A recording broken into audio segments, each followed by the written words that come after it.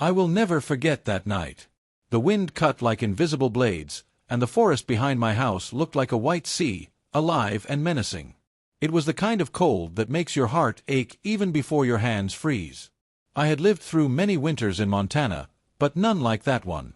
And yet, it was on that night that something impossible happened, something that would change everything I believed about life, about God, and about love. I was about to turn off the lights when I heard it. A sound that seemed impossible in that frozen silence. A cry. Weak, muffled, but unmistakable. At first, I thought it was the wind playing tricks on my tired mind. But the sound repeated itself. 3 times. Each time clearer. It was a baby crying. My heart raced. It was late, almost midnight. Who in their right mind would leave a child outside?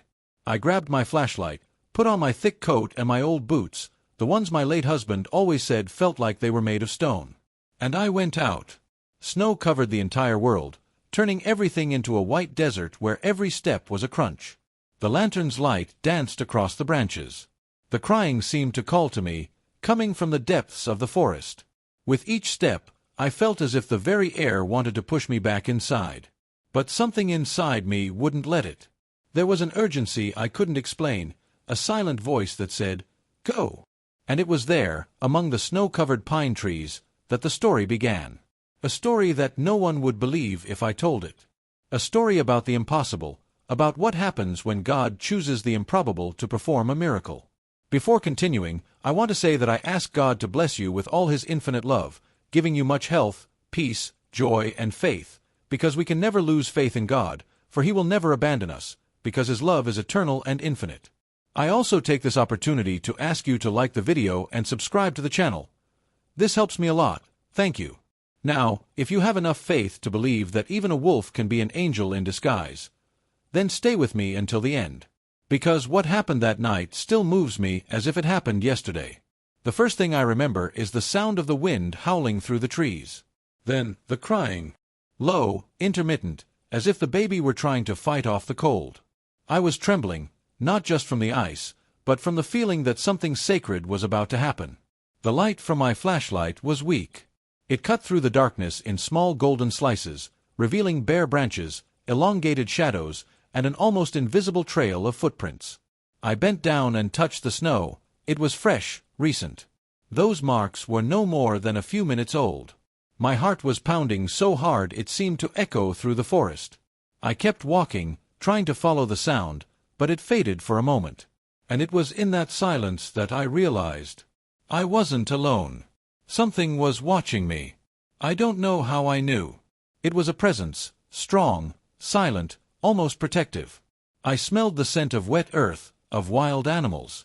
That kind of smell that awakens instincts you didn't even know you still had. For a moment, I thought about turning back. But then the crying started again, louder, more desperate. And this time, there was an answer, a hoarse, deep sound, a distant howl. The sound made my skin crawl. I walked through the tree trunks, my heart begging me to flee, but my legs insisting on moving forward. That's when I saw something in the snow, a piece of fabric. A torn, stained blanket, as if it had been dragged. The edge was frozen, hardened. I picked it up with trembling hands and realized it was still warm. Lukewarm. In the middle of that icy hell. It didn't make sense. I knelt down right there, my breath coming out in clouds. I tried to listen again, and the sound of crying seemed closer. I could swear it was coming from behind the densest trees. "Hello!" I shouted, my voice faltering. "Is anyone there?" No answer. Only the distant sound of the wind. With each step, the ground grew heavier, as if the snow were trying to stop me from moving forward. But the crying, it guided me. It was almost hypnotic. A calling. Suddenly, a crackling sound came from behind me. I turned quickly. The flashlight illuminated a figure. 2 bright eyes stared at me in the darkness. They weren't human. And, for a second, my whole body froze. His eyes moved slowly, silently. And what frightened me most was that there was no threat in them. There was calm. A kind of wild gentleness. I don't know how long I stood there, breathing rapidly, feeling my heart pounding in my throat. The wind died down. The crying stopped. And then, something began to move ahead, a large, heavy shadow, moving across the snow with firm steps. When the light touched that figure, my heart almost stopped. A wolf. Enormous, gray, with fur covered in ice crystals. And something was dangling, clutched in its teeth. For a moment, I thought it was prey. But when it got closer, I realized the impossible. It was a baby. The wolf stopped a few feet from me.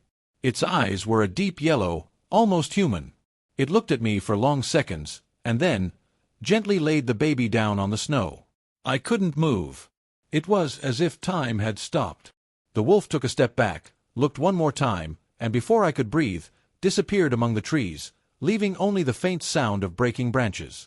I ran to the baby. He was wrapped in rags, his little face reddened, his tiny hands trembling. But alive. My God, alive. I held that child close to my chest. The warmth of my body mingled with his, and for the first time in years, I felt something inside me ignite. An ancient flame, almost forgotten. I looked at the forest. Silence returned. Only the wind bore witness to what had happened.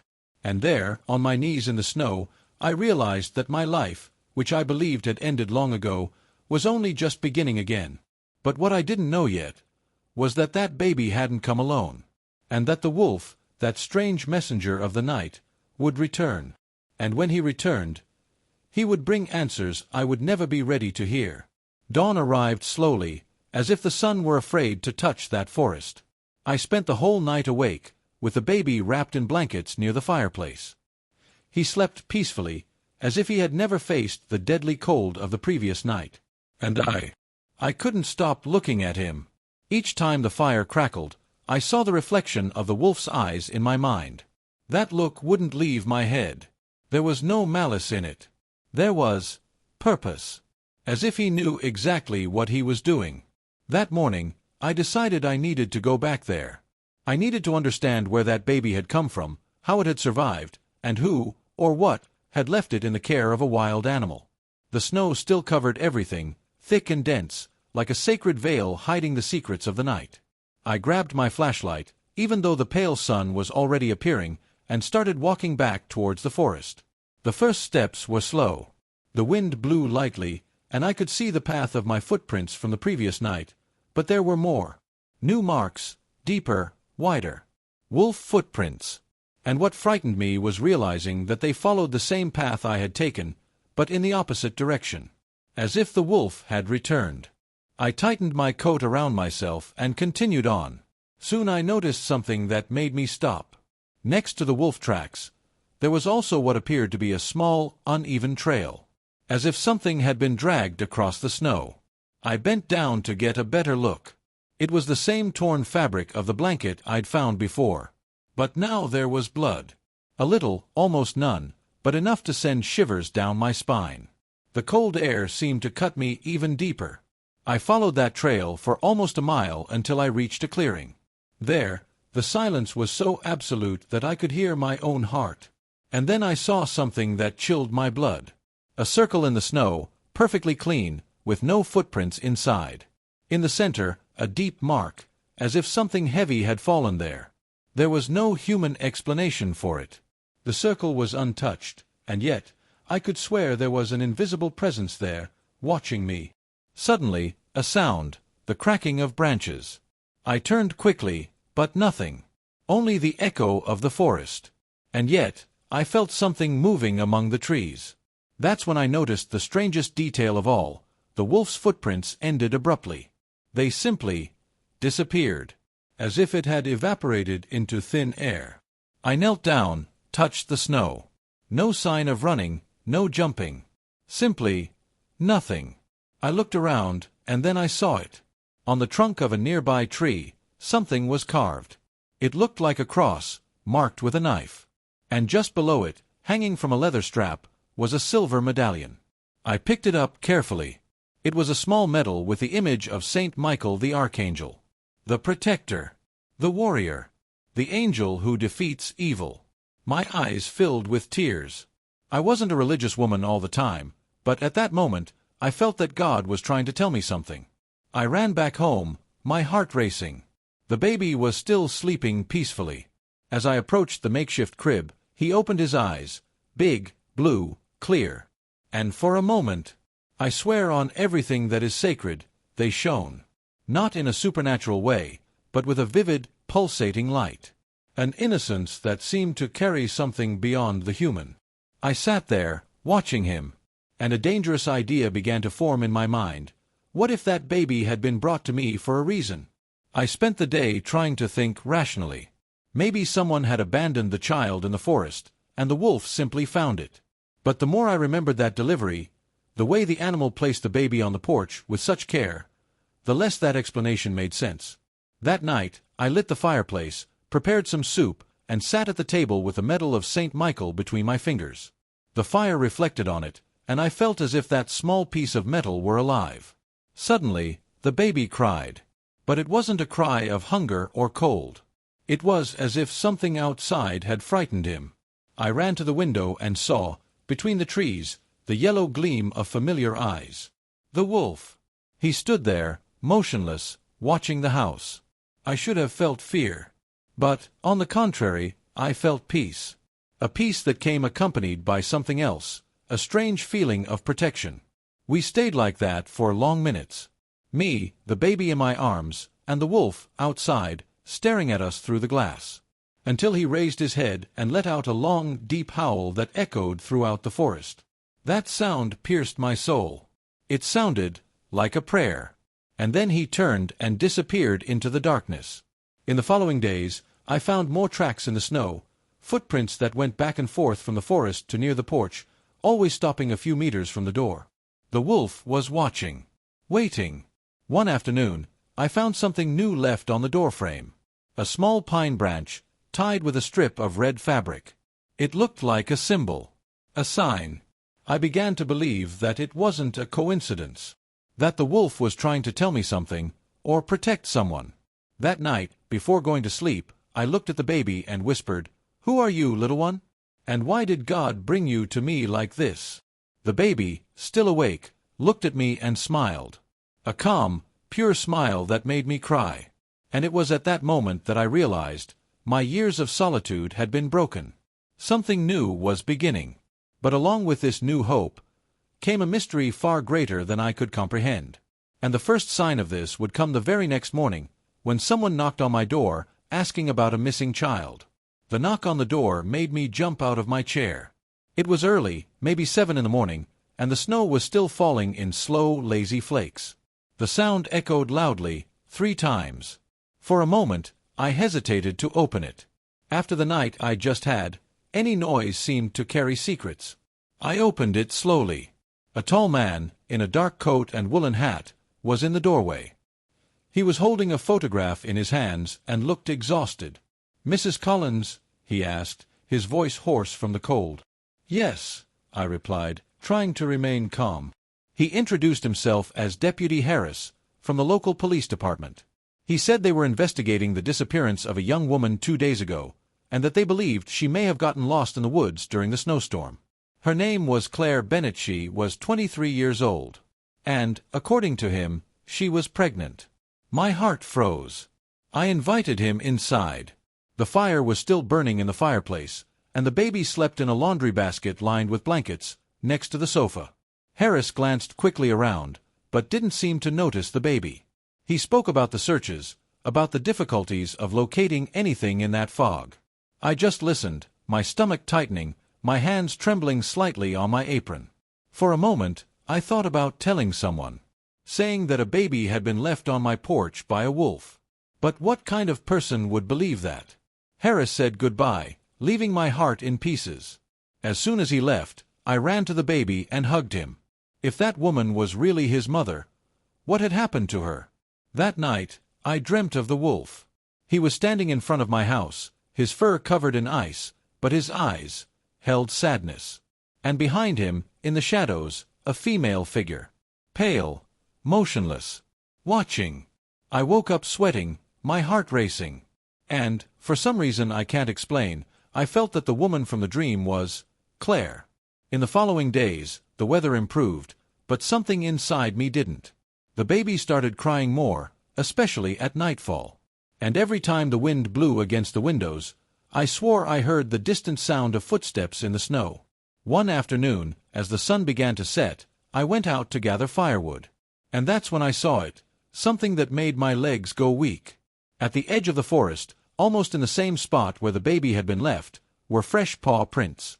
Large, deep. The wolf had returned. But there was something different. Next to the tracks, I saw a strange trail, a small blue fabric necklace, half buried in the snow. I picked it up and realized it was a child's hairband, with the name Claire embroidery. Suddenly, everything went silent. The forest, the wind, even my own breathing. And then, I heard it again, that deep sound, the howl that seemed to come from all sides. The wolf emerged from behind the trees. His eyes met mine, and this time, he didn't seem wild.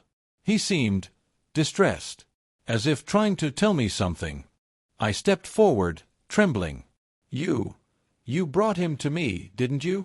I whispered, tears welling in my eyes. The animal didn't move. It just stared at me.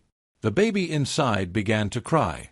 The wolf raised its head and let out another howl, shorter, more urgent. And then, it turned and ran towards the forest. Without thinking, I followed him. The snow was deep, the wind cut through, but something inside me told me I needed to go. He ran, stopped, looked back, as if guiding me. Until we reached a clearing, and there, in the center, I saw something I will never forget. A white blanket, partially buried in the snow. Beneath it, the body of a young woman. I fell to my knees. Her face was serene, almost peaceful. And in her arms, a medallion identical to the one I found tied to the tree, Saint Michael the Archangel. The wolf stopped beside her, lowered his head, and for a moment I thought he was going to lie down next to her. But no. He moved away slowly and came towards me. He stopped a few meters away and stared at me again. That's when I noticed something that took my breath away. His eyes were wet. There were tears. Real tears. That animal was crying. I stood there, speechless, watching the impossible unfold. The wolf drew closer, until I could almost touch its snout. I trembled, but not from fear. It was reverence. He nuzzled my hand with his snout. A light, warm touch. Then he looked at the woman one last time and disappeared into the forest. I cried there for hours.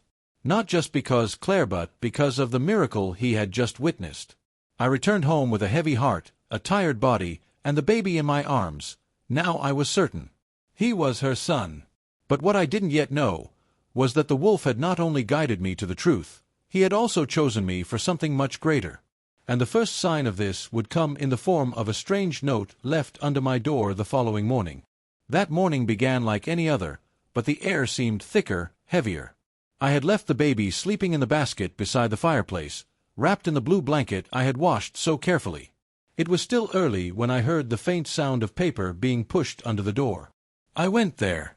It was a note, handwritten in hurried, trembling letters. He shouldn't be alive. For a second, I thought it was a prank, some cruel joke. But there was no one outside, just snow and the absolute silence of the forest. Fear coursed through me. I picked up the note and put it inside the old Bible that sat on the table. I went back to the baby.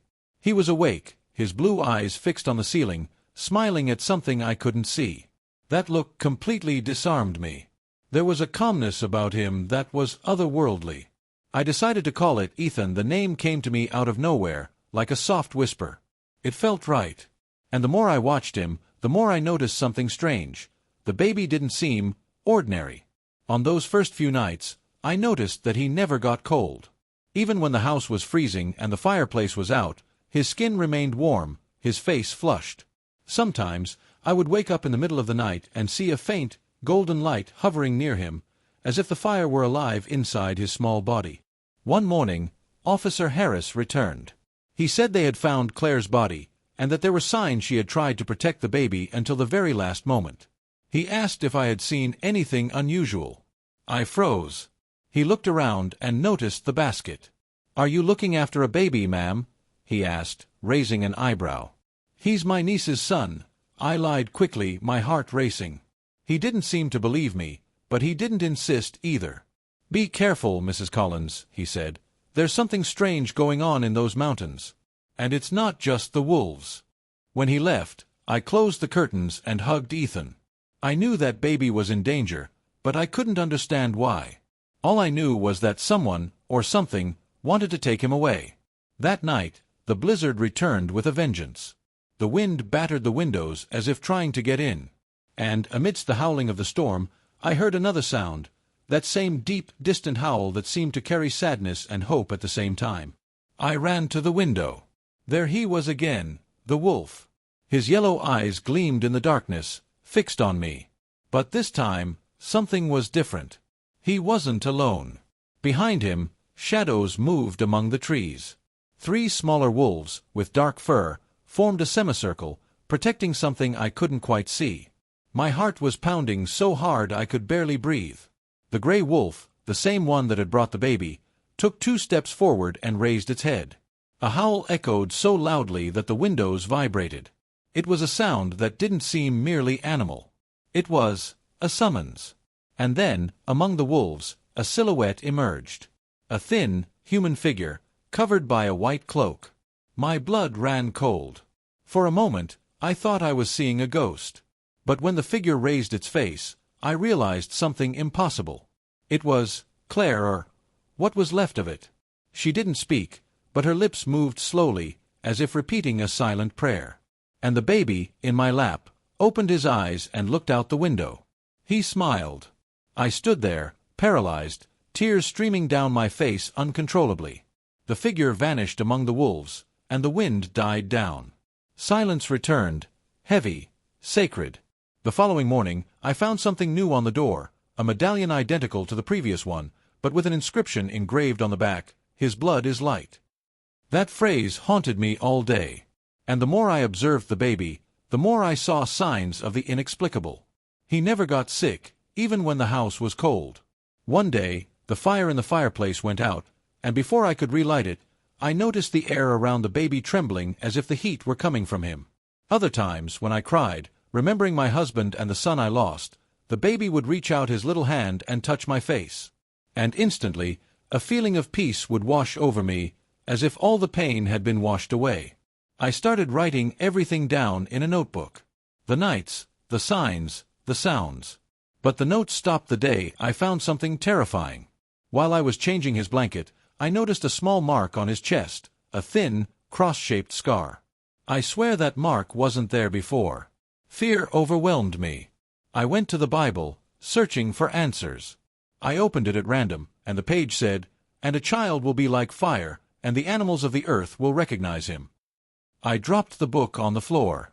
That night, the baby slept peacefully. I, however, could not. Outside, the wolf guarded the house. And inside, a baby defied death itself. The note said, "He shouldn't be alive." But deep down, I was beginning to believe that he was more alive than any of us. And the real reason for all this was about to be revealed.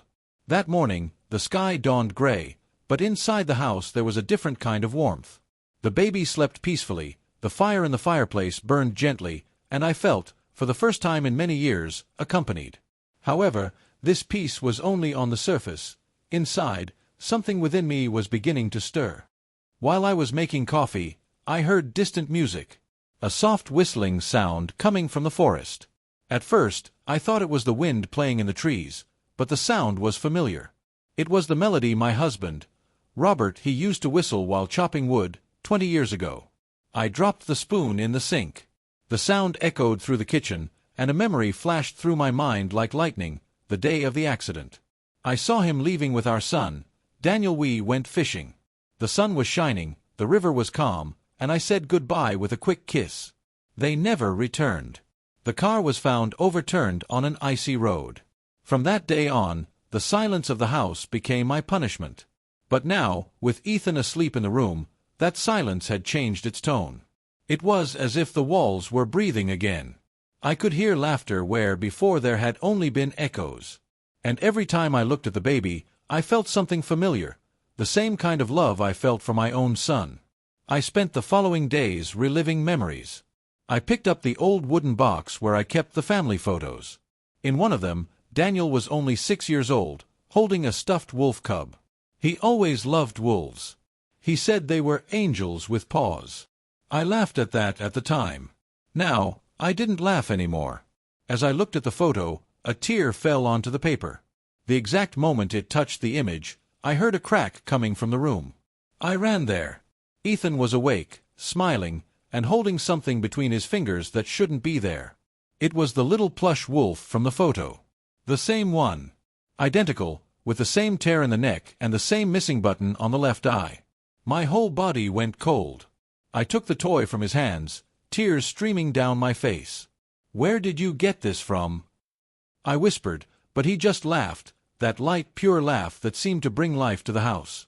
That night, I sat on the edge of my bed and prayed as I hadn't in years. I asked God to explain to me what was happening, whether it was madness, a miracle, or something in between. I also asked him to give me the courage to face what was to come. When I finished praying, I heard the whistling again. This time, it was coming from inside the house. My heart nearly stopped. I slowly got up, picked up the lantern, and followed the sound to the living room.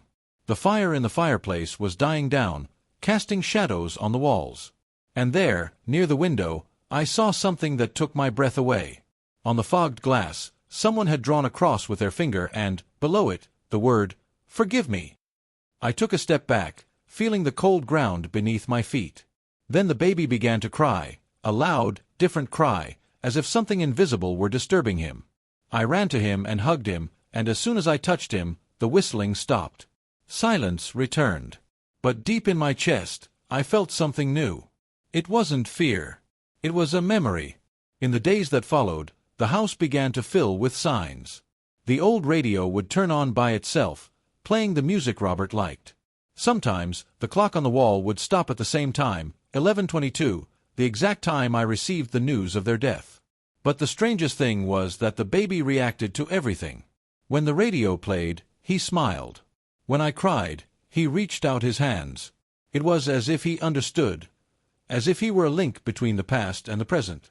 One night, I fell asleep in the armchair with Ethan in my lap. I dreamt I was in the forest, walking through the snow. In the distance, I saw the gray wolf. He was sitting, looking at me. As I approached, I noticed that behind him were two silhouettes, a man and a boy. My husband. My son. I woke up with my face wet with tears. The fire was still burning, and Ethan slept peacefully. I stared at him, and for a moment, the impossible seemed logical. What if that baby was a gift? A link sent by God to heal me from pain that never went away? But before I could find comfort in that thought, something happened. The next morning, I found wolf tracks inside the house. The door was locked from the inside, with no signs of forced entry. The marks started at the entrance and went all the way to the crib. They stopped there. I looked at Ethan, and saw something that took my breath away. On the pillow next to him was the same medallion of Saint Michael the Archangel. Only now, it was open. Inside it, there was a small, faded photograph. And in it, my husband and my son. I screamed and dropped the medallion. The sound of the metal on the floor seemed to echo for centuries. At that moment, I understood that the past wasn't just returning, it was trying to tell me something. But what? I didn't know yet. All I knew was that the wolf, the baby, and my own story were intertwined in a way that defied any human explanation, and that the next step would reveal the true purpose of it all. The wind was stronger that morning. The kind of wind that seems to carry voices, memories, and perhaps even secrets. I had spent the night awake, with the baby sleeping beside me and the St. Michael medal on the table, open, revealing that old photograph that should never have been there. I knew the past was trying to speak to me, but what I didn't know was that the future was about to knock on my door. And that's exactly what happened. A dark car parked in front of the house.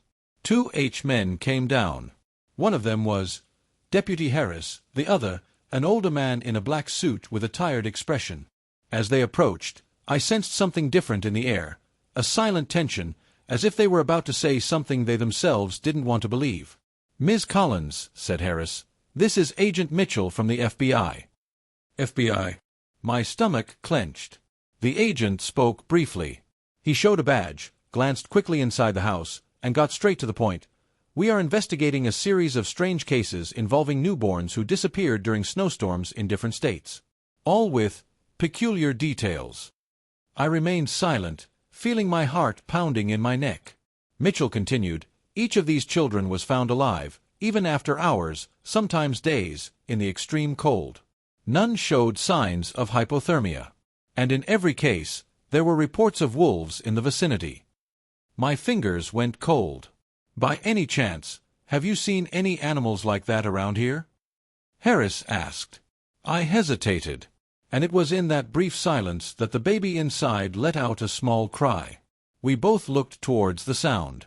He's my great-nephew, I lied quickly, but my voice came out shaky. Agent Mitchell just raised an eyebrow, as if he'd already expected the lie. Can I see the baby? He asked. My body reacted before my mind. No. The word came out firmly, instinctively. The agent stared at me for several long seconds. Ms. Collins, he said calmly, there are many people interested in finding these children, and not all of them have good intentions. Before I could answer, I heard a noise coming from the back of the house, like something falling.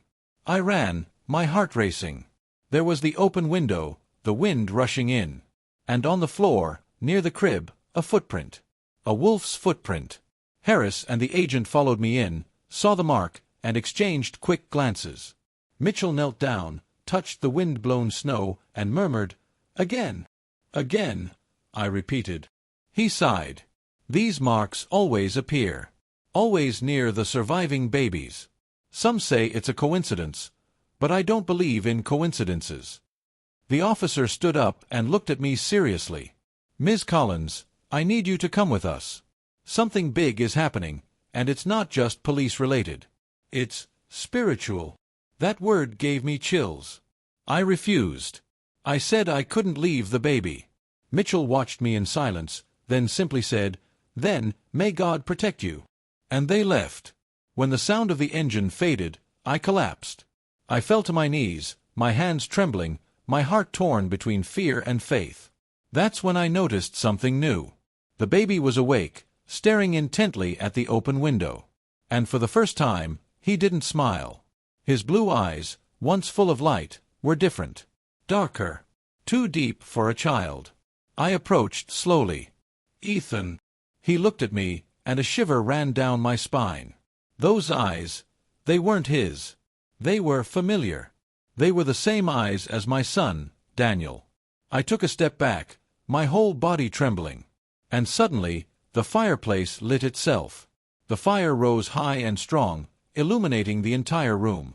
The flames formed images that danced on the walls, Robert's face, Daniel's laughter, and the wolf. Always the wolf. I felt the air change. The temperature rose, and a soft sound filled the room. It wasn't the wind. It was a voice. He needs to stay with you. I looked around, desperate. Who's there? The baby watched me, motionless.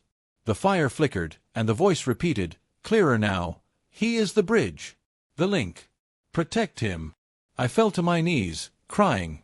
I didn't know if I was hearing angels, spirits, or my own mind breaking down. All I knew was that something bigger than me was at stake.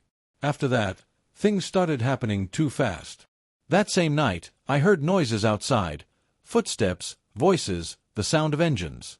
Lights streaked across the forest. They were men with flashlights and rifles, shouting at each other. I ran to the window. They were looking for something, or someone. And then, amidst the flashes of light and the mist of the cold, I saw the wolf, standing still, watching from afar. Its gaze fixed on me, serene, protective. At that moment, I understood. They weren't just after the baby. They were after him too. The wolf took a step back, howled once, and vanished into the darkness. And that's how I knew destiny was at work. That everything I had experienced up to that point, the loss, the pain, the signs, the dreams, had not been accidents. I had been chosen. But by whom? And for what purpose? Those answers would only come when I found the wolf again. And this time, I would have to follow him to the edge of the forest, even if it cost me my life. That night didn't seem real. The wind suddenly ceased, and the forest plunged into an almost supernatural silence. It was as if the whole world was holding its breath. I stood by the window, Ethan in my arms, and I knew that something sacred and terrible, was about to happen. The moonlight pierced the snow, silvering everything. On the other side of the clearing, among the shadows, 2 points of light watched me. Yellow. Deep. The wolf's eyes. He stood there, motionless, staring at me. The same gaze that had followed me since that first night. But this time, I felt he wanted me to leave. It was a call. An invitation. I wrapped the baby in a thick blanket and placed him in the basket near the fireplace. I grabbed the flashlight, my coat, and opened the door. The cold air rushed in like a knife, cutting my skin, but I didn't hesitate. Those footprints in the snow awaited me, like a path traced by God. I walked slowly, the flashlight trembling in my hands. The wolf didn't run away. He just turned and started walking, looking back from time to time, making sure I was following him. We entered the forest. The sound of snow beneath my feet was the only noise in the world. As we moved forward, the wind began to murmur something I could almost understand, a sound that resembled a prayer, a whisper in an ancient tongue. The wolf stopped before a large, moss-covered rock. At the top, there was something I had never seen before, an engraved mark, the same cross that was carved into the tree where I found the first medallion. I knelt down. The wolf stood beside me, as if praying too. And suddenly, I heard footsteps behind me. I turned quickly, my heart racing. It was Agent Mitchell. He had been following me. "Mrs. Collins," he said, breathing heavily, "I asked you not to get involved in this anymore. This place, it's not safe." But something in his expression made me recoil. It wasn't authority. It was fear. A deep, ancient fear. "You knew all along, didn't you?" I asked. "You know what this baby is?" Mitchell hesitated. "I know he's not like the others. And I know that these wolves, they're not just animals." The wolf stepped forward, growling low and protectively. The flashlight beam reflected in his eyes, and that's when I realized there was something human about them. Something familiar. My heart tightened. "Daniel," I whispered, almost voiceless. The agent looked at me, confused. "What?" But I knew what I was seeing. Those eyes were the same as my son's. The same sparkle, the same way he looked at me when I put him to sleep. The wolf approached me slowly. And, for a moment, I felt the impossible. A warmth rose through my body, a gentle, loving presence that enveloped me completely. Mitchell recoiled in terror. "My God! What is that?" The wolf stopped in front of me. And, in a gesture I will never forget, he lay down at my feet, resting his snout on my hands. I closed my eyes. A soft sound filled the air, like a whisper from within the wind. And the voice, that same voice I heard before the fireplace, spoke again. "He is yours, Margaret. Protect him, for the light is returning." I felt the tears streaming down my face. When I opened my eyes, the wolf was still there, but something about him had changed. His silvery fur seemed to gleam in the moonlight, and I could swear that, for a brief moment, I saw my son's face reflected in his eyes. Agent Mitchell fell to his knees, unable to utter a word. He looked at me as if witnessing both a miracle and a horror at the same time. Suddenly, a howl pierced the forest, not just one, but several. Echoing, vibrating, like a symphony of ancient voices. It was as if dozens of wolves were responding to that moment. Ethan, back home, started crying. A loud, persistent cry that seemed to travel the distance. I got up and started running back. Mitchell shouted something, but his voice was lost in the wind. When I arrived, the door was open. The fireplace was out. And in the center of the room, the baby, enveloped in a soft golden light, as if the fire had transformed into dawn. The air smelled of incense. I knelt down, stunned. My God! What's happening? That's when I realized we weren't alone. The wolf had come in. He stopped beside the baby, observed him for a few seconds, and, with unimaginable gentleness, pressed his snout against his forehead. The baby stopped crying immediately, and smiled. The light faded slowly, until everything returned to normal. The wolf stood up, gave me one last look, and walked to the door. It paused for a moment, and howled at the sky. A long, solemn howl that filled me with an indescribable reverence. And then he disappeared into the snow. I stayed there, kneeling, with the baby in my lap, tears falling onto his warm skin. That night, I understood that none of it was a coincidence. That the wolf was not just a protector, but a messenger. And that the light surrounding the baby was not of this world. But I still didn't know that the true secret of the forest, and of Ethan, was hidden beneath the snow, waiting for the right moment to surface. And when it came, nothing would be the same again. That morning, the world seemed to have stopped. The snow fell slowly, silently, as if trying to hide everything that had happened the night before. The fire still burned weakly in the fireplace, and Ethan slept peacefully in the basket.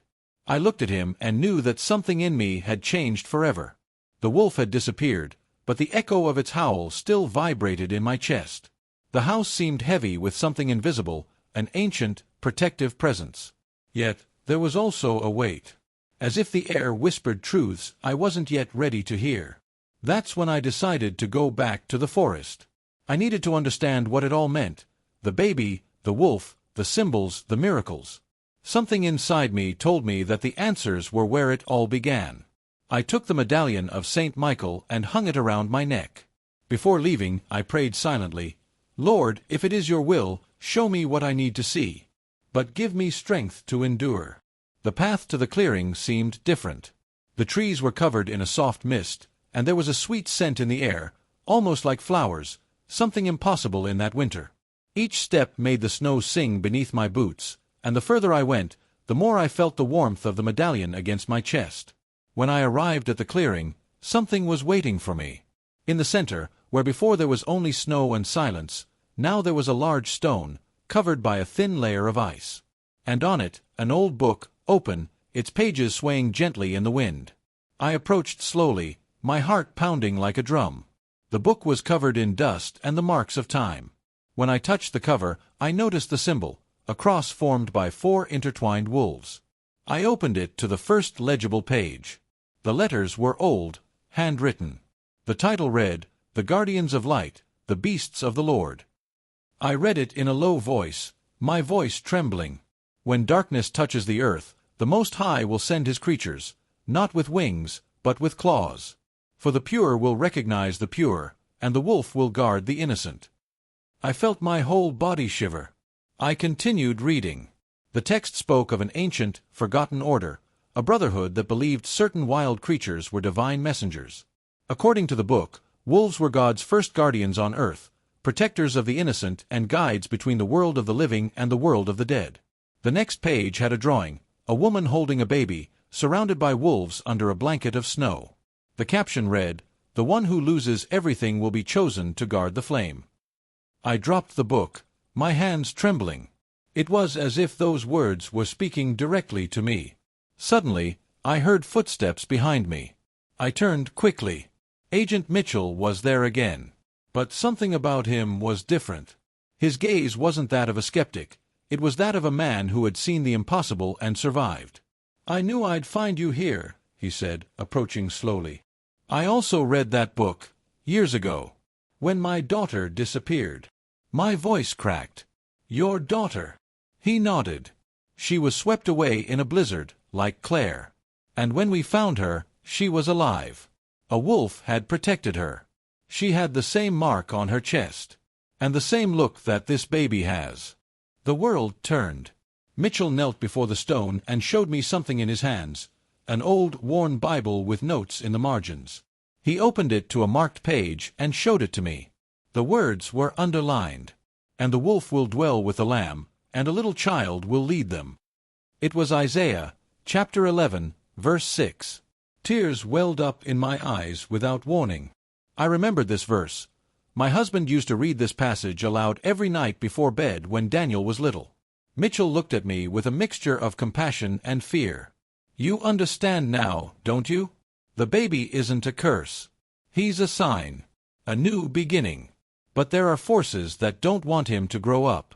Forces that try to extinguish any trace of light that still remains." Before I could answer, a howl cut through the air. Loud. Close. The wolf. But this time, he wasn't alone. Among the trees, dozens of eyes gleamed in the dim light. Wolves of all colors and sizes formed a circle around us. None attacked. They merely observed. Mitchell stood up slowly. "My God!" he whispered. The gray wolf took a step forward, walking towards me. He stopped before the stone and looked directly at the open book. I understood what he wanted. I picked up the book and handed it to him. The wolf touched the cloak with its snout, and the ice beneath our feet began to glisten. A soft sound, like bells, echoed through the forest. The medallion on my chest burned with heat. Suddenly, a gust of wind swept away the mist. And, for a brief moment, the entire sky opened up, revealing a vibrant golden light that fell upon the clearing. The light bathed the wolf, the book, and the stone. Mitchell fell to his knees. I could only cry. When the glow faded, the book had vanished. In its place remained only the medallion, now gleaming as if it contained fire within. The wolf looked at me once more. And in that look, there was no more mystery, there was certainty. He turned and ran into the forest, carrying with him the last echo of light. I knew there was still much to come. That evil, whatever it might be, still lurked in that valley. But, for the first time, I felt no fear. Because now I knew I wasn't alone. And what I didn't yet know was that the truth about Ethan's birth, and about who really sent him, was about to be revealed. And that truth would change everything I believed about life, death, and divine love. That night, the forest seemed to hold a secret that breathed. The wind had ceased, the silence was absolute, and even the crackling of the fireplace seemed to respect a kind of invisible reverence. I couldn't sleep. The glow of the medallion remained faint, pulsing like a heart. And the baby, Ethan, slept peacefully, but his sleep was restless. He smiled and frowned, as if dreaming of something too big for such a small body. I sat by the window and watched the moonlight reflected on the snow. That's when I noticed there was a trail of footprints, not human, not entirely animal, leading from my balcony into the forest. A silent call. I knew I had to follow them. I wrapped Ethan in blankets and put him in the basket, taking him with me. I couldn't leave him alone. I grabbed the lantern, hung the medallion around my neck, and, with my heart aching, opened the door. The cold air stung my face, but something inside me pushed me forward. The snow seemed to light up beneath my feet. And the further I walked, the more I realized the footprints weren't the wolf's. They were small, delicate, almost human. The path led me back to the same clearing where the book had disappeared. But now, in place of the stone, there was a makeshift wooden cross, covered in snow. I knelt down and wiped the surface with my hands. The name carved into the wood took my breath away. Claire Bennett, Ethan's mother. The tears came on their own. I knew her soul still lingered there. I'd felt it from day one. But there was more. Beneath the cross, I noticed a small opening in the ground, something glistening in the snow. I dug with my hands and pulled out an old, rusty metal box. I opened it with difficulty. Inside, there were papers, photos, and a letter. The letter was addressed to me. To Margaret Collins. If you are reading this, it means he survived. I knew the wolf would find you. He always knew. They call him the guardian, but to me, he is more than that. He is the spirit of Daniel. My heart stopped. Yes, Margaret. Your son lives on through him. Believe what your heart already knows. The baby, my son, is the link between your Daniel and the light that called him. They chose him, and I was just the conduit. Tears fell onto the paper, blurring the ink. Protect him with the same faith that protected your home from loneliness. He carries within him the blood of two mothers, the one who bore him and the one who will keep him alive. When the wolf returns, follow him to the snow altar. There, the truth will be revealed. There, Daniel and I will be waiting for you. I dropped the letter. The world spun, and the forest seemed to pulse around me. The wind picked up, and the familiar howl filled the air. The wolf was returning. I stood up, Ethan in my arms. The sound came from the north, from the top of the hill. I followed the sound, stumbling in the snow, my heart torn between faith and fear. The moonlight illuminated the path, and when I reached the top, I saw something impossible. The gray wolf was there, surrounded by light. And behind it, two silhouettes. A man and a boy. Robert and Daniel. I fell to my knees. The tears froze before they even touched the ground. The wolf took a step forward, approached slowly, and looked at Ethan. The baby opened his eyes, and smiled. The air began to shimmer, and an indescribable feeling of peace enveloped me. It was as if time had stopped. Daniel's voice echoed, soft, childlike, but clear. "Don't cry any more, Mom. Love never dies." I tried to answer, but my voice failed me. Robert reached out and touched the wolf's shoulder. The light around them intensified. Then I understood. The wolf was not just a messenger. Here, Daniel, my son, reborn as a guardian, sent to bring light back to my heart and protect the child who carried the divine flame. The wind ceased. The world fell silent. And, for a moment, all was light. When I awoke, I was back in the clearing, alone. The cross, the letter, and the box had vanished. Only the medallion remained on my chest, now with a new inscription engraved on it. Love transcends death. I looked at Ethan. He was asleep, his face serene, the small cross-shaped mark on his chest more visible than ever. It was then that I heard one last howl, distant, echoing among the mountains. A sound of farewell, and of promise. He knew deep down that the cycle was coming to an end. But Ethan's destiny, and the ultimate purpose of everything he had lived through, was not yet complete. The last miracle was yet to come. And it would happen when winter ended. Winter lingered in its farewell. The Montana mountains still breathed the ancient chill, and the wind seemed to carry voices that only those who had witnessed miracles could understand. The days passed slowly, and the forest, now silent, seemed to rest after a great secret had been revealed. I remained there, in that simple house, caring for Ethan, the baby that the impossible itself had brought me. He was growing fast. His eyes, still that intense blue, seemed to change hue depending on the light. Sometimes blue like the sky, other times gray like a wolf's fur. And every time he smiled, the warmth of the fireplace increased, even if the fire had gone out. There was peace in the house. But there was also anticipation. A feeling that something was about to happen, something grand. One morning, I woke to the sound of thawing. The first drops were dripping from the trees, the ground crumbling into mud and light. Winter was finally ending. I went to the window and saw the golden horizon. For the first time in months, the sun seemed alive. And it was at that exact moment that Ethan began to cry. Not from pain, but from something I couldn't name. I picked him up in my arms, and he stretched his little hand towards the forest. His eyes fixed on something I couldn't yet see. Then I heard it. A soft, familiar sound. A howl. I ran to the balcony. My heart was racing, my legs were trembling. And there, in the distance, at the edge where the snow was beginning to melt, was he. The wolf. The same. The guardian. But now, his fur was whiter, almost silvery, and his eyes shone with a serenity that made me cry even before I understood why.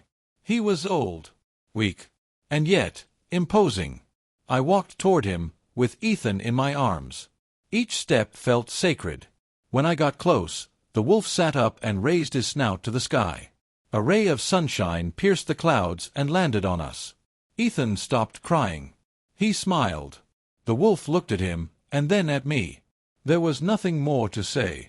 That look said it all. Mission accomplished. I felt the wind change. The air became lighter, warmer.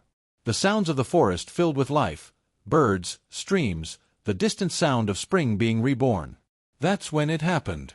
The wolf lay down slowly in the snow, its body serene, its gaze fixed on the sky. I fell to my knees, weeping, with Ethan in my arms. The baby reached out his little hand, touched the animal's snout, and a soft, golden light began to emanate from its fur. The wind stopped. The entire forest stood still. That light enveloped the wolf, slowly dissolving it, until all that remained was a bright cloud, rising to the sky like a breath. I saw it. I swear I saw it.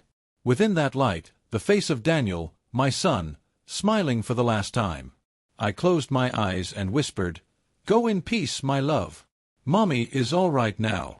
When I opened my eyes, the sky was clear, and the medallion of St. Michael, pinned to my chest, shone brighter than ever. I returned home quietly. I placed Ethan in his crib, and he fell asleep almost immediately. On his chest, the small cross-shaped scar gleamed in the morning light.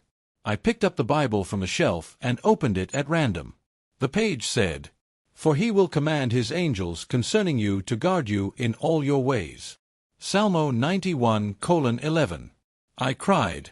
But it was a different kind of crying, not of pain, but of gratitude. The following days were filled with renewal. The ice melted, flowers bloomed, and the house was once again filled with the sounds of life. Ethan grew strong, curious, always with that smile that seemed to carry something divine. Sometimes, at night, when the wind blew from the mountain, I could still hear the distant howl, soft, almost a song. And every time that happened, I would look up at the sky and say, "Thank you, Lord, for letting me see the impossible." Years passed. Ethan grew into a serene young man with a wise gaze, and we never again had such harsh winters. He used to walk through the forest, talking to the animals, and said he felt good presences nearby. One afternoon, he returned from his walk and told me something I'll never forget. "Grandma, I dreamed about a silver wolf." He told me that love is the only fire that never goes out. She smiled, her eyes welling up with tears. "He's right, my dear. He always has been." And that night, before going to sleep, I thanked God once again. Because, of all the miracles I have ever witnessed, the greatest was this: to see life reborn where there was only snow and pain. The wolf brought a baby. But what he truly brought was light back to the world. And even today, when the snow falls softly on the porch, I swear, I can still see silvery footprints disappearing among the trees. Signs that divine love continues to watch over the forest. Signs that the winter miracle never ended. There are stories that time cannot erase. It only transforms them into silent songs that echo among the trees when the wind blows tenderly. The story of the baby, the wolf, and the lonely woman is one of those. It was not born to be forgotten, but to be remembered whenever someone doubts that love and faith can still change destiny. When I look back, I realize that everything that seemed like tragedy was, in fact, the path to a miracle. The pain, the loss, the coldness of the soul, none of that was the end. It was a new beginning. It was God clearing the snow from my heart so that the light could enter again. Today, as winter arrives, I don't feel fear. I feel gratitude. Because each snowflake that falls seems to tell me, you survived, and through love, you were reborn. And perhaps that's the message I want to leave for you, who listened to my story until the end. No matter how cold the world seems, no matter how tired life makes you, there's always a wolf sent by God lurking, ready to protect you from something you can't yet see. Have you ever experienced a miracle like that? Have you ever felt that God reached you when you least expected it? What if the love you lost hadn't gone away, but only changed form? Would you be ready to recognize it when it returned? Believe me, my friend, nothing that is true is ever truly lost. Love, faith, and even those who depart, remain alive, watching from afar, hoping you don't give up. If this story touched your heart, if in some way it made you feel that hope still resides in the little things, then share this message with someone who needs to remember that God still performs miracles.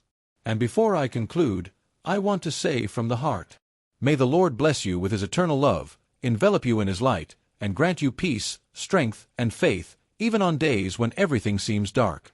If you enjoyed this story, subscribe to the channel and turn on notifications.